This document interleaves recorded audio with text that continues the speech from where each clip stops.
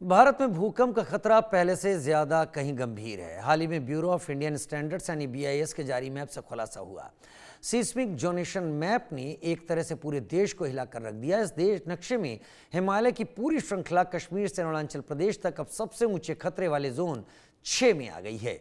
एक तरह से इन जगहों पर रहने वाले लोगों के लिए एक अलर्ट है। सीस्मिक जोनेशन मैप के मुताबिक ये इतना बड़ा बदलाव है कि देश का 61% इलाका कम और ज्यादा जोखिम वाले जोन 3 से 6 में चला गया है, जबकि 75% आबादी ऐसे ही क्षेत्रों में रहती है जहां भूकंप का असर जानलेवा साबित हो सकता है। पुराने नक्शे में हिमालय को जोन 4 और 5 में बांटा गया था, लेकिन नई रिसर्च ने साफ कर दिया कि यहाँ 200 साल से प्लेट्स लॉक हैं, यानी तनाव जमा हो रहा है और अगला बड़ा झटका 8 या उससे अधिक तीव्रता का हो सकता है।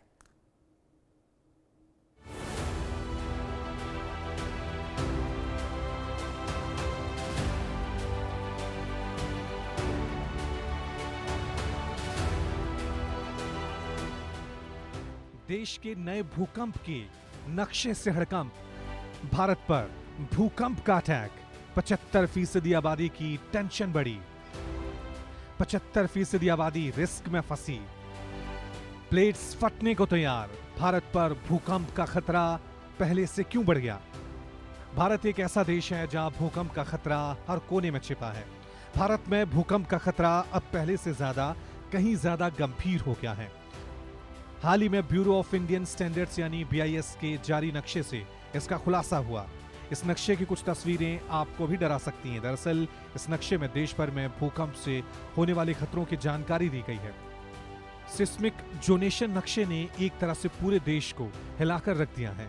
इस नक्शे में हिमालय की पूरी श्रृंखला कश्मीर से अरुणाचल तक अब सबसे ऊंचे खतरे वाले जोन वीआई में आ गई है। एक तरह से इन जगहों पर रहने वाले लोगों के लिए ये एक अलर्ट है। भूकंप के खतरे पर डरावनी रिपोर्ट सामने आई है। भूकंप का खतरा अब पहले से कहीं ज्यादा गंभीर हो गया है। 28 नवंबर को बीआईएस ने देश के भूकंप जोन मैप को बदल दिया। ये नया नक्शा IS 1893 नामक भूकंप प्रतिरोधी डिजाइन कोड का हिस्सा है। पुराने नक्शे में भूकंप के पुराने एपिसेंटर को देखते हुए जोन बनाए गए थे, लेकिन अब नक्शे को ज्यादा वैज्ञानिक तरीके से तैयार किया गया है। इसमें पूरे हिमालयी क्षेत्र को पहली बार सबसे खतरनाक जोन वीआई में डाल दिया गया है। सिस्मिक जोनेशन मैप के मुताबिक ये इतना बड़ा बदलाव है कि देश का 61% इलाका कम और ज्यादा जोखिम वाले III से VI में चला गया है, जबकि 75% आबादी ऐसे क्षेत्रों में रहती है जहां भूकंप का असर जानलेवा साबित हो सकता है। पुराने नक्शे में हिमालय को जोन 4 और 5 में बांटा गया था, लेकिन नई रिसर्च ने साफ कर दिया है कि यहाँ 200 साल से प्लेट्स लॉक हैं, यानी तनाव जमा हो रहा है। अगला बड़ा झटका 8.0 या उससे ज्यादा तीव्रता का हो सकता है। बीआईएस ने बताया कि सभी नई इमारतों में 2025 वाला नया कोड लागू किया जाए, क्योंकि अब भारत के लगभग 3/4 आबादी भूकंप प्रवण क्षेत्र में रहती है। नए नियमों में स्ट्रक्चरल और नॉन स्ट्रक्चरल दोनों तरह की सुरक्षा पर खास ध्यान दिया गया है। पहली बार यह भी नियम बनाया गया है कि किसी भी इमारत के भारी हिस्से जो उसके कुल वजन के 1% से ज्यादा हो, उन्हें मजबूती से बांधा जाए ताकि भूकंप में गिरकर चोटें ना लगे। आपको बता दें कि देश की 75% आबादी अब सक्रिय भूकंप क्षेत्रों में रहती है। दिल्ली, देहरादून और हिमालय के पास के शहरों पर सबसे ज्यादा प्रभाव पड़ेगा। यूपी के कई क्षेत्र भी अब ज्यादा जोखिम वाले क्षेत्रों में आ गए हैं। विशेषज्ञों का कहना है कि यह मैप सिर्फ जमीन के खतरे को नहीं, बल्कि ये भी देखता है कि किस इलाके में जनसंख्या कितनी है और इमारतें कितनी संवेदनशील हैं। ऐसे में यूपी समेत पूरे उत्तर भारत में भवन निर्माण के नियम पुरानी इमारतों को मजबूत करना जरूरी हो जाएगा। अब आइए हम आपको ये भी बता दें कि आने वाले भूकंप के खतरे से बचने के लिए क्या क्या उपाय किए जा सकते हैं। दरअसल भूकंप से बचने के लिए जमीन को ध्यान में रखकर स्ट्रक्चर डिजाइन करना होगा, तो वहीं साइट स्पेसिफिक रिस्पॉन्स पर काम करना होगा। इतना ही नहीं, नॉन स्ट्रक्चरल एलिमेंट्स को भी फिक्स करना होगा। नई इमारतों के लिए सख्त नियम जरूरी हो गए। इसके साथ ही पुरानी इमारतों को भी मजबूत करना आवश्यक हो गया है। पृथ्वी 4 परतों यानी लेयर से मिलकर बनी है, जिनमें inner core, outer core, metal और सबसे ऊपरी लेयर क्रस्ट है। इसी क्रस्ट में होती है टेक्टोनिक प्लेट्स, जिनके आपस में टकराने या अपनी जगह से खिसकने पर भूकंप आते हैं। 4.6 अरब साल पहले जब पृथ्वी बनी थी तो इन्हीं प्लेटों की टक्कर से ऊंचे ऊंचे पहाड़ बने। हिमालयन रेंज भी इन्हीं में से एक है, लेकिन अब भारत ने भूकंप का नया नक्शा जारी किया है, जिसमें हिमालयन रेंज की प्लेट्स 200 सालों से खिसकी तक नहीं है, यानी किसी भी समय बड़ा भूकंप आ सकता है और देश की 75% आबादी को खतरे का सामना करना पड़ सकता है, जो सबसे बड़ी चिंता की बात है। Bureau report, India news.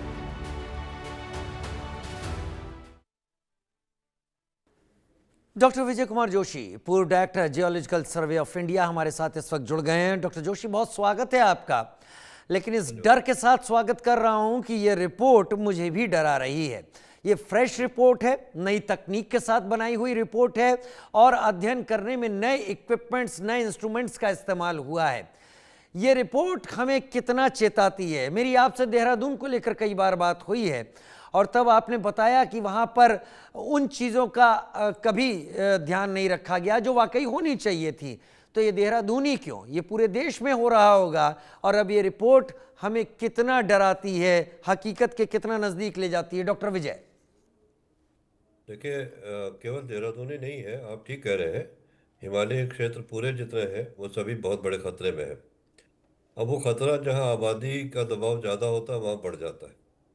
Dehradun में जब से वहाँ राजधानी बनी है उत्तराखंड की, वहाँ आबादी का दबाव कई गुना अधिक बढ़ गया है। जब आबादी बढ़ती है तो रिहाइश के लिए घर चाहिए होते हैं, कार्यालय भवन चाहिए होते हैं, अस्पताल, स्कूल, सभी कुछ चाहिए होता है। तो जब वहाँ नए निर्माण हुए हैं उसमें जो भूकंप के खतरे से बचने के लिए उपाय बताए गए थे, उनका उनको प्रयोग नहीं किया गया। ये जो नई रिपोर्ट आई है ये बहुत ज़्यादा अलार्मिंग है, क्योंकि बात सही है, खतरा तो बहुत ज़्यादा था, लेकिन कुछ ऐसा था कि डर डर के लोग कह रहे थे खतरा है, खतरा है। अब तो बात सामने आ गई है, तो ये वक्त है चेतने का। अगर हम अभी भी नहीं चेते तो कब चेतेंगे? क्या हम इंतज़ार कर रहे हैं कि भूकंप आए, फिर उसके बाद एनडीआरएफ एसडीआरएफ आके हमको बचाए, फिर हमको सरकार मुआवजा दे? कितनी जानें चली जाएंगी, सोचने की बात है। तो इस वक्त बहुत सख्त ज़रूरत है, जितनी भी हाई राइज इमारतें हैं जो बन गई हैं उनको तोड़ा तो नहीं जा सकता मेरी समझ से, लेकिन कम से कम उनका आकलन तो किया जाना चाहिए कि ये कितना कितने शक्ति का भूकंप झेल सकती हैं।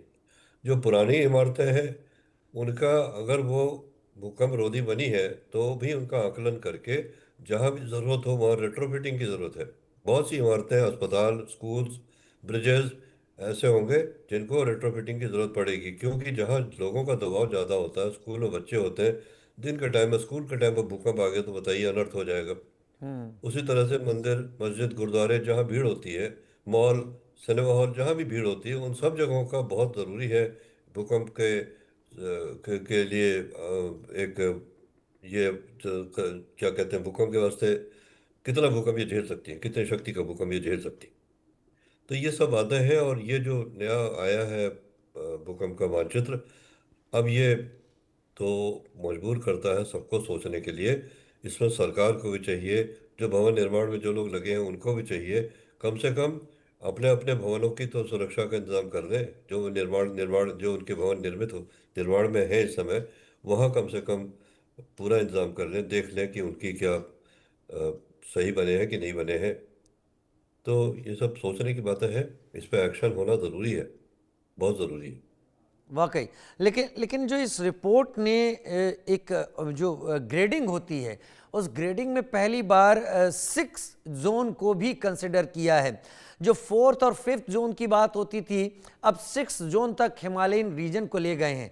इससे हम जी, समझें क्या, ये छठा जोन देखिए कितना खतरनाक देखिए भूकंप ला सकता देखिए है? देखिए, ऐसा है, ये ग्रेडिंग तो हर समय डेटा कलेक्ट होता रहता है भूकंप का।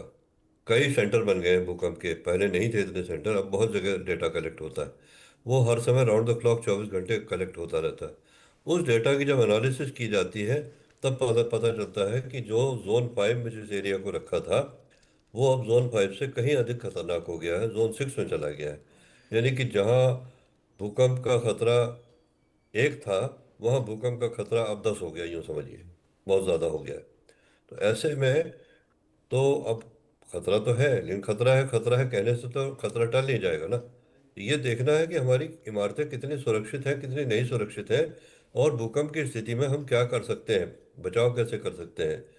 क्या हमारे पास लोगों को इवैक्यूएट करने के लिए उपाय हैं? क्या ऐसी सड़कें हैं जहां भारी मशीनरी जा सके लोगों को इवैक्यूएट करने के लिए? क्या हमारे पास ऐसे ब्रिजेस हैं जिन पर जो कि भूकंप से बचे रहेंगे? दूसरे हिमालय क्षेत्र में एक और बड़ी समस्या है, वहाँ पर भूकंप आने से लैंडस्लाइड आ जाते हैं, और जब लैंडस्लाइड हो जाते हैं तो वो अलग मतलब दोहरी मार हो जाती है। फिर अगर कहीं लैंडस्लाइड नदी के ऊपर आ गया तो नदी ब्लॉक हो गई, झील बन गई, और जब वो झील फटती है तो बाढ़ का खतरा। तो ये एक एक ही खतरा नहीं है केवल। आप सोचिए कि जोन 6 कह देने से ऐसा नहीं कि 6 है बात खत्म हो गई। ये तो मल्टीपल खतरे हैं, एक से एक जुड़े हुए आपस में हैं। तो इन सब चीज़ों का अवलोकन होना ज़रूरी है, बहुत ज़रूरी है, और मुझे पूरी उम्मीद है कि सरकार में बैठे लोग इस बात को ज़रूर इस पर मंथन कर रहे होंगे। नहीं, अगर अब भी नहीं चेते तो फिर कब चेतेंगे जब ये रिपोर्ट सामने आ चुकी है। लेकिन सर, जो ये रिपोर्ट इशारा दे रही है कि पिछले 200 सालों से इस रीजन में प्लेट्स में एक्टिविटी नहीं हुई है, यानी जी। प्रेशर माउंट हो रहा होगा। जो एक्सपेक्टेड पहले रिपोर्ट्स आती थी कि हर ईयर इतने मिलीमीटर वो प्लेट खिसकती जरूर है, लेकिन अगर एक्टिविटी नहीं है तो प्रेशर कहाँ माउंट हुआ, और अगर माउंट हुआ तो वो निकलेगा तो कितनी पावर से निकल सकता है? क्या कोई रिसर्च आपने इस पर की हुई है? देखिए, ये कहना तो बहुत मुश्किल है। सवाल इस बात का है कि जो हमारी इंडियन प्लेट है वो तिब्बतन प्लेट के अंदर धंस रही है, औसतन 5 सेंटीमीटर प्रति वर्ष की दर से। क्योंकि कहते हैं कि 5 से 15 सेंटीमीटर वो धंस तो रही है। लेकिन उसके मुकाबले में भूकंप 1905 में आया था, कांगड़ा अर्थक्वेक। उसके बाद से उतना बड़ा अर्थक्वेक नहीं आया, और उसके पहले जो भूकंप आए थे वैसे भूकंप तो अभी आए नहीं। अब भूकंप कितना बड़ा आए या ना आए, इस समय तो मुसीबत यह है कि इतना ज़्यादा आबादी का दबाव है, और इतना गलत सलत कंस्ट्रक्शन हुआ है कि भूकंप की स्थिति में तो प्रलय हो जाएगा। तो मेरे को नहीं समझ में आ रहा है कि किस तरह से हिमालय क्षेत्र के लोग अपने आप को बचाएंगे। देखिए, एक छोटा सा उदाहरण देता हूँ। नॉर्थ ईस्ट जो है, वहाँ बांस बहुत पाया जाता है। वहाँ पुराने मकान सब बांस के हुआ करते थे, क्योंकि हम्म। वहाँ रोज भूकंप आते हैं। हम्म। कोई खास नुकसान नहीं हुआ, मकान नहीं टूटा तो लोग नहीं मरते, भूकंप से कोई नहीं मरता, मरते जो है मकान के नीचे दबने से। अब शिलोंग में इतने ज़्यादा मल्टी स्टोरेज मकान बन गए हैं, वो एक सेंटर बन गया है, कोटा के बाद दूसरा कोचिंग सेंटर बन गया है शिलोंग, जहाँ पर कि इतने मकान बन गए मल्टी स्टोरेज। और वो कैसे भूकंप से बचाएंगे अपने आप को, ये तो ईश्वर ही जानता है। उसी तरह से जो हमारे पहाड़ी मतलब उत्तराखंड के इलाके हैं, या हिमाचल के इलाके हैं जहाँ की टूरिस्ट बहुत जाते हैं, जहाँ की तीर्थ यात्री बहुत जाते हैं, दबाव आबादी का बहुत कई गुना ज़्यादा हो गया पहले से। वहाँ हजारों मकान बन गए हैं। कैसे वो मकान रुकेंगे ऐसे भूकंप की स्थिति में, ये तो भगवान ही जानता है। लेकिन भगवान जानता हो, हम तो ये जानते हैं कि ये रिपोर्ट क्या कह रही है। इस रिपोर्ट के मुताबिक क्या किए जाने की अब जरूरत सबसे ज्यादा है? हमें पता चल गया है कि स्ट्रेस है, हमें पता चल गया है डेवलप हो सकता है, हमें यह भी पता है कि हमारी मेजॉरिटी जो पॉपुलेशन है वो ऐसे खतरनाक जोन में ही रह रही है, और वो पॉपुलेशन दुनिया की सबसे बड़ी पॉपुलेशन है। तो अब करना क्या चाहिए? Doctor Vijay Kumar, former director ji. Geological survey of India, आपको क्या लगता है क्या स्टेप्स करना होने ये है चाहिए? करना ये है कि जितनी भी multi storeyed high rise buildings बनी है ऐसे क्षेत्रों में, सबका स्ट्रक्चरल एनालिसिस होना चाहिए, सबका आकलन किया जाना चाहिए कि क्या ये भूकंप रोधी है कि नहीं है, और भूकंप रोधी है तो कितना कंपन ये झेल सकती है। वो सबका आकलन होना ज़रूरी है। और जो बिल्डिंग कमज़ोर है, ख़तरनाक है, वहाँ के लोगों को वार्निंग दी जाए। उसके अलावा बिल्डिंग के मालिकों को बिल्डिंग्स का रेट्रोफिटिंग करना पड़ेगा। अगर नहीं किया ऐसा, और जो खास तौर से बहुत सी बिल्डिंग जर्जर है, पुरानी बिल्डिंग है, वो भी मल्टी स्टोरेड है लेकिन जर्जर अवस्था में है।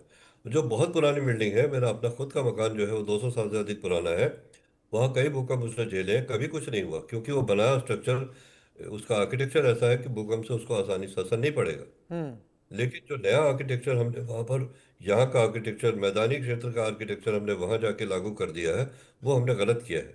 अगर हम पुराने उस पर चलते रहते तो हमें खतरा कम हो जाता। वाकई जगह, परिस्थिति, काल, ये कई चीज़ें तय करती हैं कि आर्कियोलॉजी या फिर जो मकान का निर्माण का जो तकनीक है वो किस तरीके से होनी चाहिए। कहीं बहुत उसको हमने लांघा है, और इसीलिए